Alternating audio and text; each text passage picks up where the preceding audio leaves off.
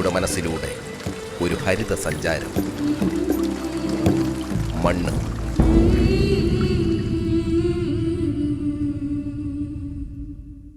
നമസ്കാരം. മണ്ണിൽ കാഴ്ചകൾ തുടങ്ങുകയാണ്. പണ്ടേ നാട്ടിൽ പ്രചരിക്കുന്നൊരു കഥയുണ്ട്. മുയലും ആമയും പന്തയം വെച്ചപ്പോൾ പരാജയപ്പെട്ട മുയലിൻ്റെ കഥ. പരാജയപ്പെട്ട മുയലിനെ കുറിച്ചല്ല, മികച്ച വിജയം നേടാൻ കഴിയുന്ന മുയൽ വളർത്തലിനെ കുറിച്ചാണ് മണ്ണിൽ ഈ ആഴ്ച. എല്ലാവർക്കും മണ്ണിലേക്ക് സ്വാഗതം. നമ്മൾ മുയലിന് കുടിക്കാൻ ആവശ്യമാണ്. പ്രസവിച്ചിരിക്കുന്ന സമയങ്ങളിൽ നിന്ന് ഇവരൊരു ഭ്രാന്തന്മാരുടെ പ്രകൃതമായിരിക്കും. കാരണം എന്താണെന്ന് വെച്ചാൽ ഇവർ പ്രസവിച്ച് കഴിഞ്ഞാൽ അവരുടെ മക്കളാണെന്നോ എന്നും അവർക്ക് വേഗം അറിയാൻ കഴിയില്ല.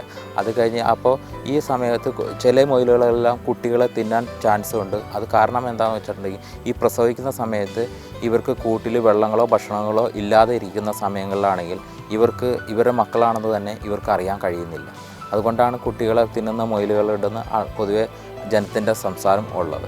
നമ്മൾ ഈ 26 ദിവസം മുതൽ നമ്മൾ ഈ മുയലുകളെ എത്രയും ശ്രദ്ധിക്കുന്നു അത്രയും നല്ലതാണ്. പിന്നെ രണ്ടാമത്തെ കാര്യം എന്ന് വെച്ചിട്ടുണ്ടെങ്കിൽ നമ്മൾ ഈ മുയൽ കുട്ടികളെ നമ്മൾ പ്രസവിച്ച് കഴിഞ്ഞ് അവർ മുല കൂട്ടുണ്ടോ എന്നറിയാൻ വേണ്ടി ഒരു ഏകദേശം അരമണിക്കൂർ കഴിയുമ്പോൾ ഈ മുയൽ കുട്ടികളെ പുറത്തെടുത്ത് നമ്മൾ കയ്യിലെടുത്ത് നോക്കിക്കഴിഞ്ഞാൽ ബോൾ പോലെ ഇരിക്കുകയാണ് ഈ കുട്ടികൾക്ക് പാൽ കൊടുക്കേണ്ടതെന്ന് നമുക്കറിയാൻ കഴിയും. അതല്ല വയറെല്ലാം ഒട്ടിയിരിക്കുകയാണ് ഈ മുയലിന് പാൽ കൊടുക്കുന്നില്ല എന്നും നമുക്ക് മനസ്സിലാക്കാൻ കഴിയും. ആ സമയങ്ങളിലെല്ലാം നമ്മൾ ഈ മുയൽക്കുട്ടികളെ എടുത്ത് ഈ തള്ളയുടെ മുതുകത്ത് പതിയെ തടവി ഈ കുട്ടികൾക്ക് പാൽ കൊടുക്കുന്നത് ഏറ്റവും നല്ലതാണ്.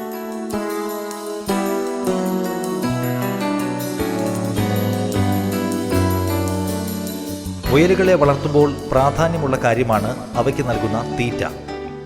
തീറ്റയിൽ 20% പ്രോട്ടീനും 5% കൊഴുപ്പും അടങ്ങിയിരിക്കണം.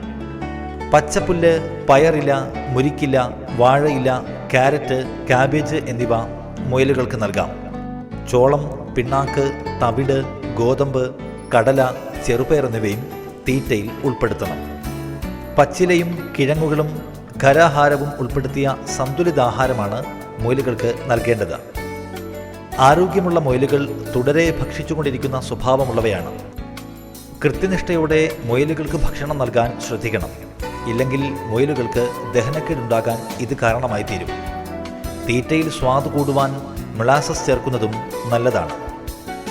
മുയലുകളുടെ പ്രായഭേദമനുസരിച്ച് തീറ്റയുടെ അളവ് വ്യത്യസ്തമാണ്. പൂർണ്ണ വളർച്ചയെത്തിയ മുയൽ ദിവസേന 125 ഗ്രാം ഖരാഹാരം കഴിക്കുമെന്നാണ് കണക്ക്. മുയൽ വളർത്തുമ്പോൾ വളരെ പ്രാധാന്യമുള്ളതാണ് അവയ്ക്കുള്ള കൂട് നിർമ്മാണം. പരമാവധി ശബ്ദരഹിതമായ സ്ഥലങ്ങളിൽ കൂട് നിർമ്മിക്കാൻ ശ്രദ്ധിക്കണം. തടി, കമ്പിവല, മുള, കവുങ്ങ് എന്നിവ ഉപയോഗിച്ച് കൂടുകൾ നിർമ്മിക്കാം. കൂടുകൾ നിർമ്മിക്കുമ്പോൾ ഒരു മുയലിന് 3 അടി നീളവും 1.5 അടി വീതിയും 1.5 അടി ഉയരവും വേണമെന്നാണ് കണക്ക്. കൂടുകളിൽ മുയലുകൾക്ക് അനായാസം കടക്കാൻ കഴിയുന്ന വിധത്തിൽ വാതിലുകൾ നിർമ്മിക്കാൻ ശ്രദ്ധിക്കണം. കൂടുതൽ തറനിരപ്പിൽ നിന്നും ഉയർത്തി വയ്ക്കുകയും വേണം. ക്ഷുദ്രജീവികളുടെ ആക്രമണത്തിൽ നിന്നും മുയലിനെ രക്ഷിക്കാൻ വേണ്ടിയാണ് ഇങ്ങനെ ചെയ്യുന്നത്. ആദ്യം ഷെഡ് പണിത് ഷെഡിൻ്റെ അകത്ത് കൂട് പണിയുന്നതാണ് ഏറ്റവും നല്ലത്. 2 ഇഞ്ച് മെഷിൽ ചെയ്യുന്നതാണ് ഏറ്റവും നല്ലത്. കാരണം എന്താ വെച്ചാൽ ഇഴജന്തുക്കളുടെ പട്ടികളുടെയോ ശല്യങ്ങൾ ഒഴിവാക്കാൻ വേണ്ടിയാണ് അത് ചെയ്യുന്നത്. ഈ കൂടിൻ്റെ ചുറ്റും നമ്മൾ പ്ലാസ്റ്റിക് നെറ്റ് ഇടുന്നതും നല്ലതാണ്. കാരണം ഇഴജന്തുക്കളുടെ ശല്യങ്ങൾ ഒഴിവാക്കാൻ വേണ്ടിയാണ്.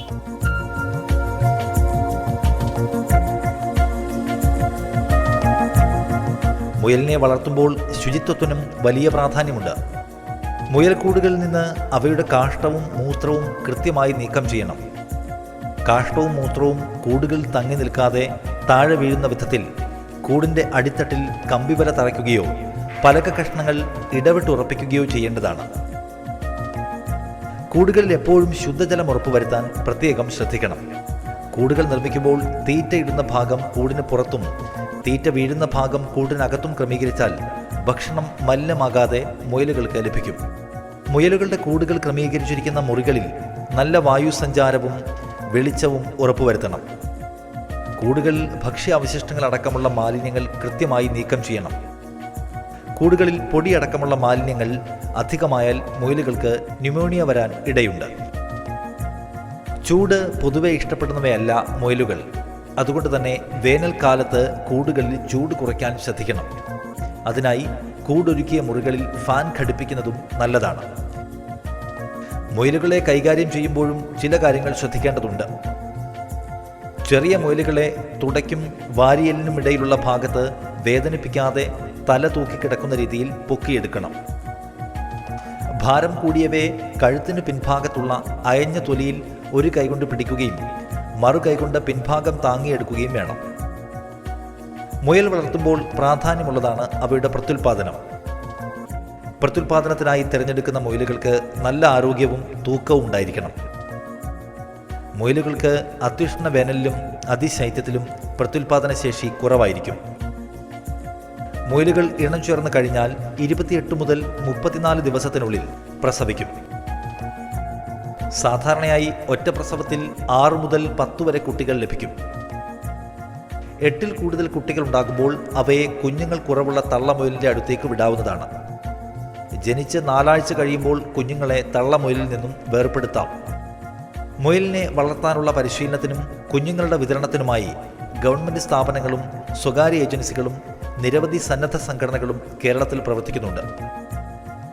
മൃഗസംരക്ഷണ വകുപ്പിൻ്റെ കീഴിൽ തിരുവനന്തപുരം കുടപ്പനക്കുന്നിലുള്ള മുയൽ ഫാം, മണ്ണുത്തിയിലുള്ള മുയൽ വളർത്തൽ കേന്ദ്രം, പാലക്കാട് മുണ്ടൂരിലുള്ള IRTC മുയൽ ഫാം തുടങ്ങിയവ സർക്കാരിൻ്റെ കീഴിൽ മുയൽ വളർത്തൽ പരിശീലനവും മുയൽ കുഞ്ഞുങ്ങളെ വിതരണം ചെയ്യുകയും ചെയ്യുന്ന സ്ഥാപനങ്ങളാണ്.